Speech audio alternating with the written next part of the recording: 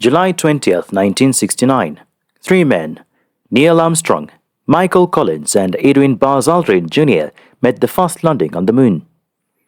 The Apollo 11 mission was meant to land a crewed spacecraft on the lunar surface and return to Earth safely before the end of the decade. Former U.S. President John F. Kennedy's national goal set on May 25, 1961 was achieved. If I were to say, my fellow citizens, that we shall send to the moon 240,000 miles away from the control station in Houston, a giant rocket more than 300 feet tall, the length of this football field, made of new metal alloys, some of which have not yet been invented, capable of standing heat and stresses several times more than have ever been experienced, fitted together with a precision better than the finest watch, carrying all the equipment needed for propulsion, guidance, control, communications, food, and survival on an untried mission to an unknown celestial body, and then return it safely to Earth, re-entering the atmosphere at speeds of over 25,000 miles per hour, causing heat about half that on the temperature of the sun, almost as hot as it is here today, and do all this, and do it right, and do it first before this decade is out, then we must be bold.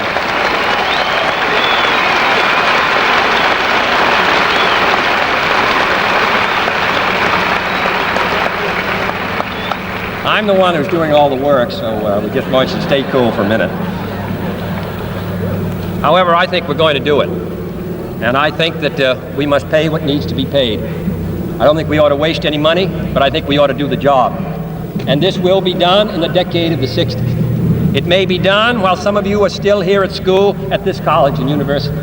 It will be done during the terms of office of some of the people who sit here on this platform. But it will be done, and it will be done before the end of this decade. And I am delighted that this university is playing a part in putting a man on the moon as part of a great national effort of the United States of America.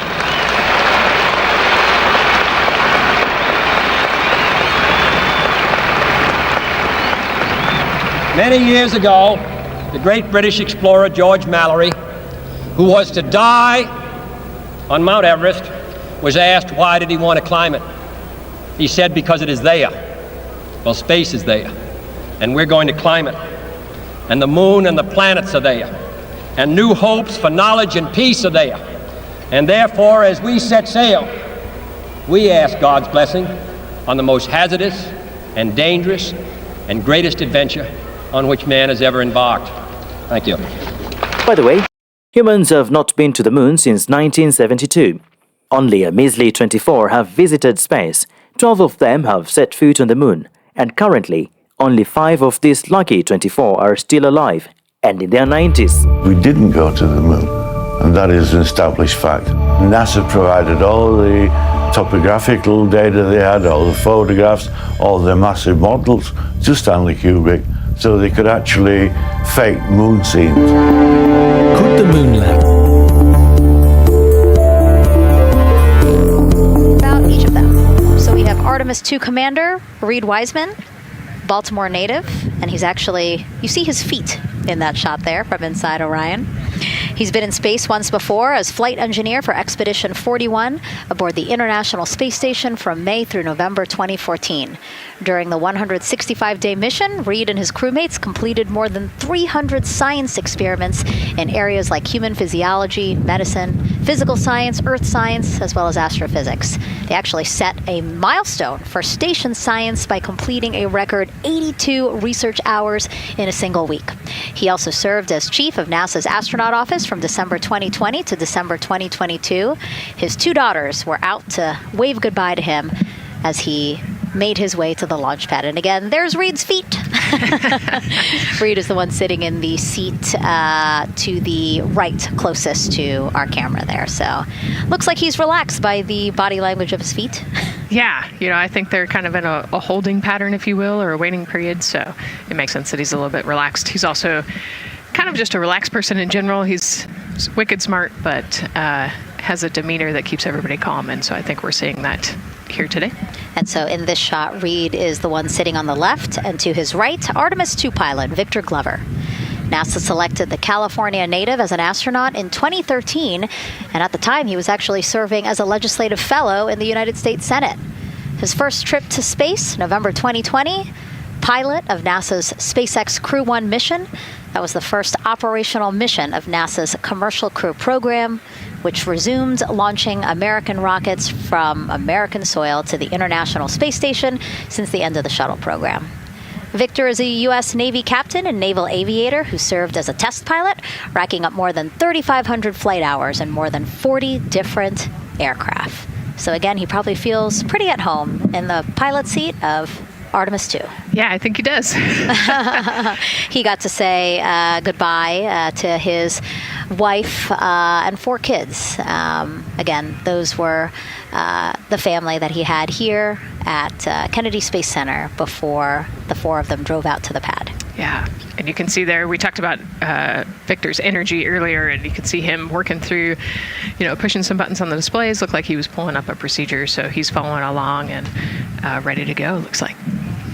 And then mission specialist Christina Cook, sitting on the upper left-hand corner of the screen there, native of Grand Rapids, Michigan, was selected to the Astronaut Corps in 2013, same class as Victor, served as flight engineer on the International Space Station from March 2019 to February 2020. During that time, she set a record for the longest single spaceflight by a woman with a total of 328 consecutive days in space. How cool. She also participated in the first ever all-female spacewalk. And before becoming an astronaut, Christina helped build space science instruments and led scientific fieldwork in some of the most remote environments on the planet. Her hobbies include surfing, rock climbing, and community CDR, service, yoga, and photography. Go ahead, NCD. There's a couple of suppressed overvolt messages. We're going to go ahead and clear those off your screen. We see them and we copy. All right. NASA test director. We're still working here, trying to get through everything. So we're getting close, and then trying to talk that other issue that we just picked up a little bit ago. But I think work-wise, we're doing really well. Sounds good, NTD. We're doing great on board. Glad to hear it. NASA test director giving an update to the crew. Some messages flashed on their displays. Just wanted to say that they didn't have to worry about that. We're going to clear that. And that also just reassuring the crew, again, that they are tracking and working the issue with the launch abort system battery. Yeah. All right. And then first-time flyer, Canadian Space Agency astronaut Jeremy Hansen will fly to the moon as mission specialist on the Artemis II mission. The London, Ontario native selected as an astronaut in 2009. After that, he worked as Capcom at NASA's Mission Control Center in Houston. Capcom stands for Capsule Communicator and is the sole direct voice communicating with astronauts while in space. Jeremy also participated in training exercises, really cool ones like living on the ocean floor off the coast of Florida to simulate deep space exploration for a week. In 2017, he became the first Canadian to lead a NASA astronaut class. He also enjoys getting out on a sailboat, rock climbing, and mountain biking. He has a wife and 3 children. And he's the one that you see bottom left-hand corner of your screen. I know, I'm trying to see what he's doing there. April 1st, 2026. 4 astronauts land on the moon. April Fools. Anyway, more than half a century later, mission Artemis sends a crew of 4 astronauts into space. NASA's first crewed flight test of the Space Launch System rocket and Orion spacecraft around the moon. Apollo 7, Wally Schirra, Don Isley, Walt Cunningham. October 11th, 1968. Space Transportation System, or STS-1, John Young, Robert Crippen, April 12th, 1981. Then NASA SpaceX Demo 2, Doug Hurley, Bob Behnken, May 30th, 2020, followed by NASA's Boeing crew flight tests. Butch Wilmore, Sonny Williams, June 5th, 2024. And now,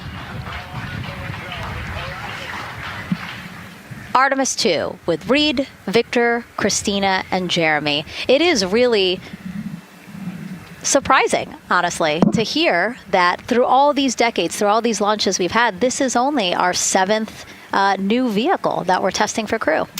The goal this time is different. Finding aliens? Nope, it's just to prove that humans can jump incomparably higher than the Ruppel's Vulture.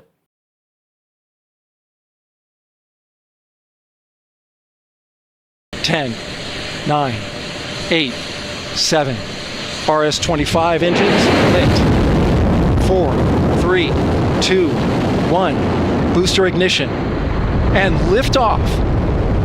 The crew of Artemis 2 now bound for the moon. Humanity's next great voyage begins.